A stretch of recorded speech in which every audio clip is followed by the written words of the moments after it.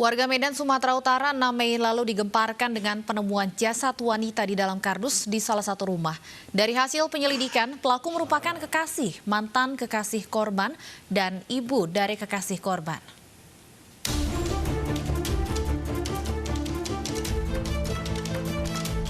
Aparat Satuan Reskrim Polrestabes Medan, Sumatera Utara menemukan jasad wanita di dalam kardus dan seorang pria yang tidak sadarkan diri di salah satu rumah Komplek Cemara Asri, Desa Sampali, Kabupaten Deli Serdang 6 Mei lalu.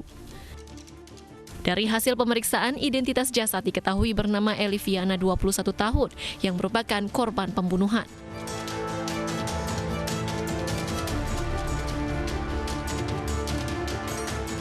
Selain itu, polisi juga menangkap 3 tersangka, di mana 2 diantaranya merupakan mantan narapidana kasus pencabulan yang baru dibebaskan dalam program asimilasi COVID-19.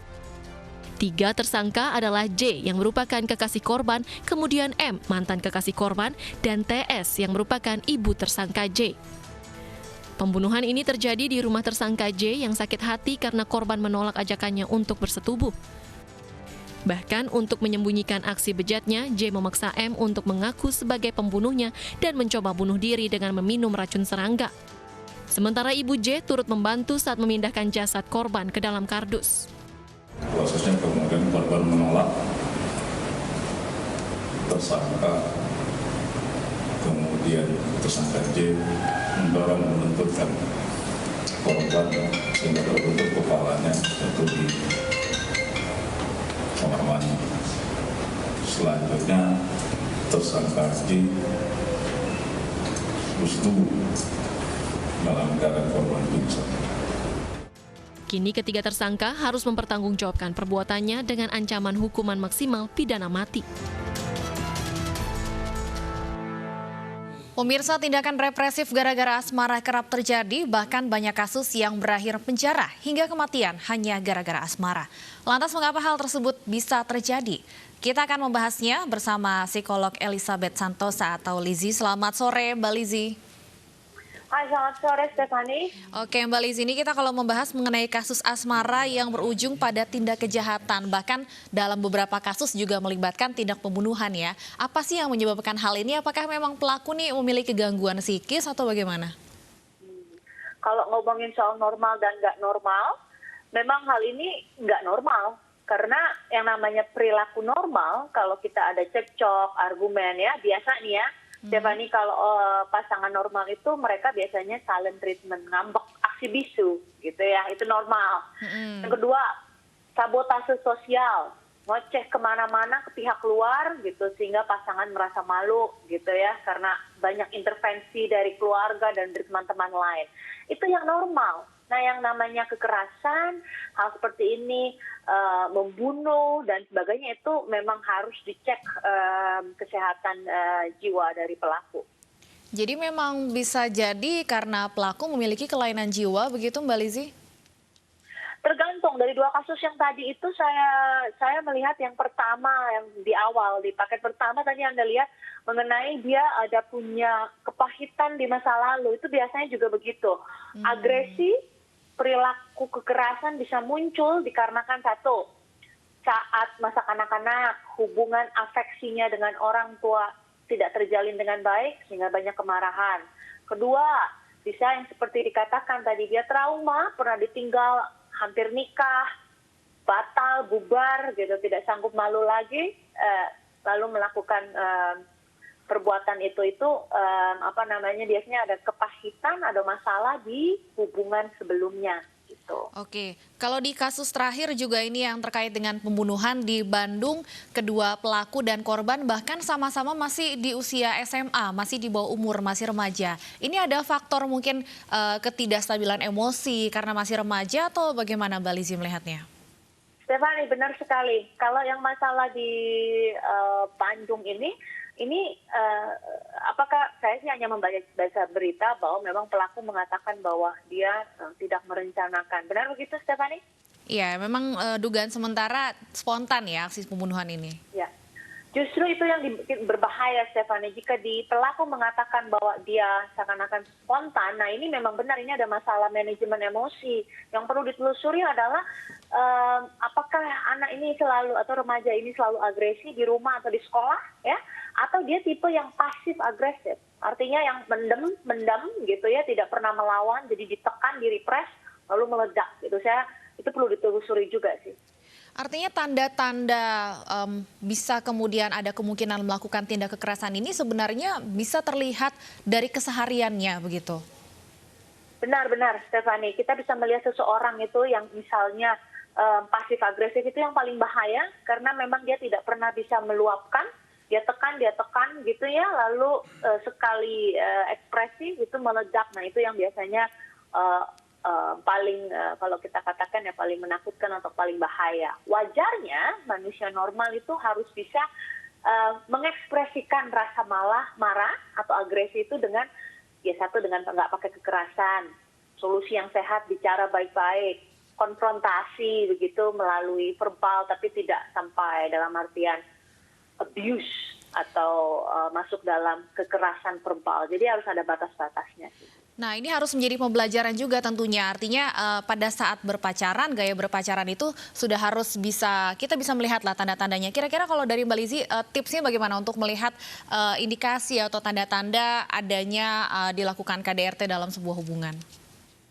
Nah, bagusnya Stephanie tadi mengatakannya dari pacaran, bukan menikah. Karena memang benar sekali bahwa kekerasan dalam rumah tangga itu sudah bisa dilihat, dideteksi dari pacaran.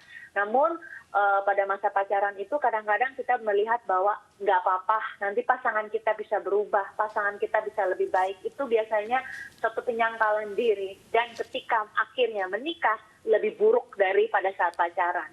Jadi kalau memang sudah ada main tangan, pukul, obsesi, artinya kalau pasangan kita, pacar kita itu tidak memperbolehkan kita untuk berteman, semuanya terlalu dikontrol dalam artian bahwa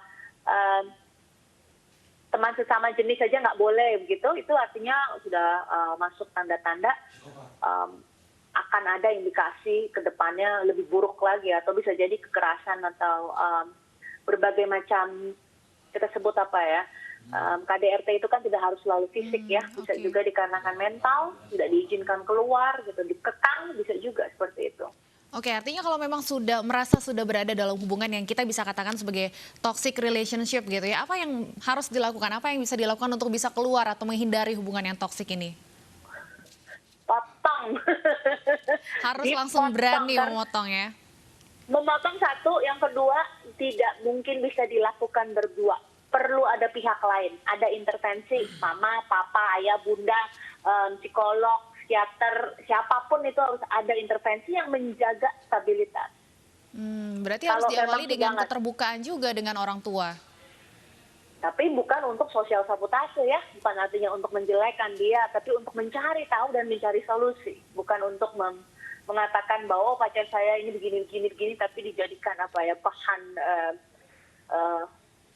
bahan ejekan begitu. Baik, kalau misalnya kemudian Mbak Lizzy, kalau tadi kita berbicara mengenai yang sudah berpacaran, kalau yang kemudian sudah dalam hubungan pernikahan ini bagaimana Mbak Lizzy? Tenang, selalu ada profesional dan selalu ada orang-orang yang waras, mediator-mediator yang tidak selalu berjubah dokter dan tidak selalu berjubah psikolog, yang sebenarnya itu bijak. Nah, cari orang bijak di sekitar kamu untuk bisa ditanya bagaimana ya untuk mencari solusi. Jangan dipendam sendiri, tidak akan bisa. Kekuatan kita itu tidak akan bisa mengubah satu perilaku pada saat kita sudah di dalam hubungan yang serius. Sulit sekali. Oke, Mbak Lizzy tadi menarik mengatakan bahwa KDRT ini tidak selalu kekerasan dalam arti kekerasan fisik ya. Nah ini pemirsa, kami juga punya informasi di mana seorang mahasiswa di Jambi tega menyebarkan foto tanpa busana mantan kekasihnya. Pelaku kesal karena sang mantan akan menikah dengan pria lain.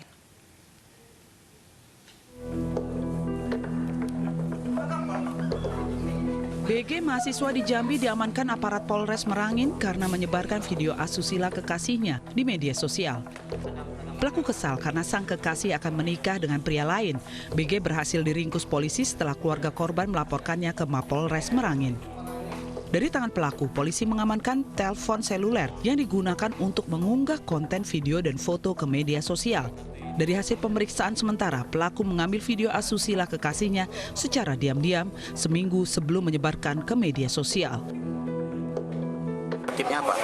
Sakit hati Sama? si korban. Si pelaku merasa sakit hati ataupun kecewa terhadap pacarnya tersebut karena pacarnya tersebut informasi yang dia dapat akan melangsungkan pernikahan dengan pria lain.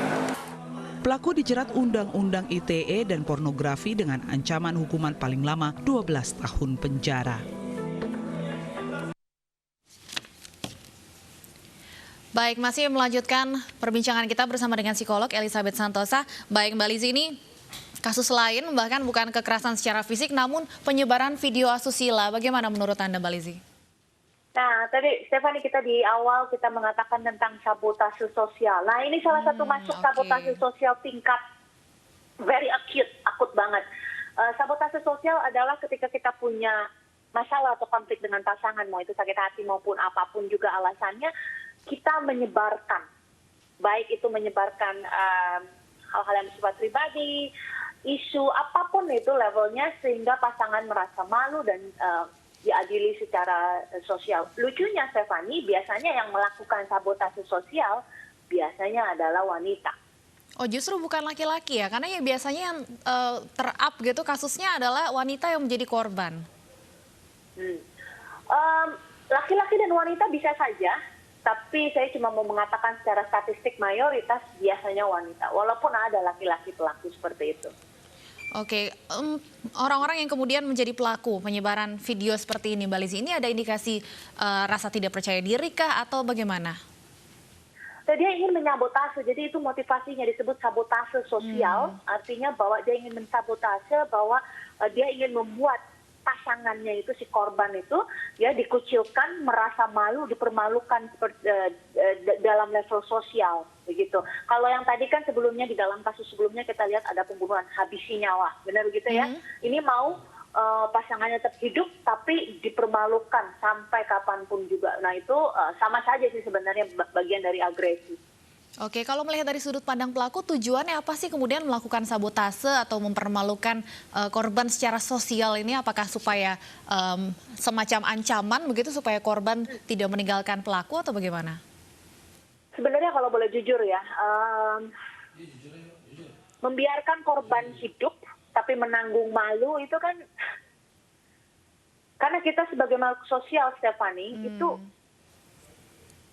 apa yang sosial katakan, nilai, judgment, ya, view, perspektif itu sangat kita sangat peka untuk kita. Jadinya saya melihat bahwa dia mungkin ingin ada rasa sakit hati, dia ingin membuat si korban ini merasa malu gitu. Dan biasanya ingat loh, banyak orang-orang yang dikucilkan itu bisa menjadi depresi. Jadi dia menyiksa secara psikis juga. Lebih depresi kepada sanksi dong, ya? Lebih kepada balas dendam atau memberikan hukuman begitu ya sebenarnya? Siksaan psikis. Oke. Kemudian Mbak Lizzie, apa yang bisa kita lakukan jika menjadi korban dari penyebaran video asusila ini? Karena banyak kemudian mungkin korban yang juga depresi atau bahkan merasa malu dengan adanya penyebaran konten ini. Benar. Itu yang saya katakan, Stephanie. Sabotase sosial ini parah karena ini melihat bagaimana si korban itu banyak, saya melihat banyak sekali korban yang jadi depresi, ya, jadi malu, tidak bisa overcome dan nggak bisa move on gitu, dan itu mengganggu juga reputasinya. Kadang-kadang termanifestasi dengan berbagai banyak perilaku. Contohnya apa? Jadi tidak mau lagi, takut berhubungan dengan pria, itu satu. Yang kedua, tidak mau keluar rumah sama sekali. Itu biasanya antara 6 bulan, tahun, bisa juga sampai bertahun-tahun ya. Lalu 3, dia merasa dirinya sendiri rendah, merasa diri sampah dan sebagainya. Ini berhubungan dengan masa depan seseorang. Baik, apa yang bisa kita lakukan, Mbak Lizzie? Apakah mungkin dari pihak keluarga juga harus ada support dari orang-orang terdekat? support itu nomor satu, Stefani, itu nomor satu, benar sekali. Tapi kita jadi sebagai masyarakat dalam lingkungan yang lebih besar yang bisa kita lakukan adalah ya kita ikut bantu, bukan ikut menikmati gambarnya begitu. Kita ikut melaporkan karena kita harus mencoba empati kalau kita jadi si korban. Itu bagaimana? Kalau kita tetap tonton, tetap lihat dan sebagainya, ya berarti artinya kita menjadi bagian bystander yang ikut-ikutan menghukum si korban ini atau mengiyakan gitu, berpartisipasi dalam perilaku kejahatan. Tapi kalau kita tahu, kita lihat, kita langsung lapor untuk bisa diblok dan sebagainya, kita sudah menjadi komunitas atau menjadi masyarakat yang mendukung recovery dari si korban. Baik, Mbak Lici, tadi kita sudah bahas mengenai hubungan yang toksik ya. Sekarang bagaimana kemudian supaya bisa membina hubungan yang sehat? Nah dia, kalau kita ngomongin soal hubungan yang sehat, tadi seperti saya katakan, semua harus bisa dikomunikasikan. Konfrontasi itu harus ada, nggak mungkin juga kalau yang namanya punya pasangan tidak konfrontasi. Kita juga harus saling mencintai dan mengasihi, kita jangan membawa nama cinta, tapi kita melarang pasangan kita. Itu yang namanya saya katakan cinta palsu, dikarenakan kita menjual kata cinta, tapi kita sebenarnya mengekang mereka, tidak membiarkan mereka bertumbuh, tidak berdasarkan asas percaya, melakukan pembohongan dan sebagainya. Jangan main-main dengan urusan cinta, karena di situ manusia itu menginvestasikan hatinya. Dan kita tahu bahwa hati yang luka itu bisa berakibat perilaku-perilaku agresi di kemudian hari. Jadi kita jaga baik-baik hubungan kita, bukan hanya dengan pasangan kita, tapi juga kepada siapapun kita berinteraksi. Saling menghormati dan respect, itu kuncinya buat kita untuk menjalin harmonis. Sejelek apapun, mau putus apapun, asal kita enggak melakukan sabotase sosial, tidak melakukan hal-hal yang merugikan pasangan kita, melukai keluarganya, menyebarkan isu, saya yakin perceraian atau perpisahan bisa kita lewati dengan baik di kemudian hari. Baik, terima kasih banyak Mbak Elizabeth sudah berbincang bersama kami di Special Report hari ini.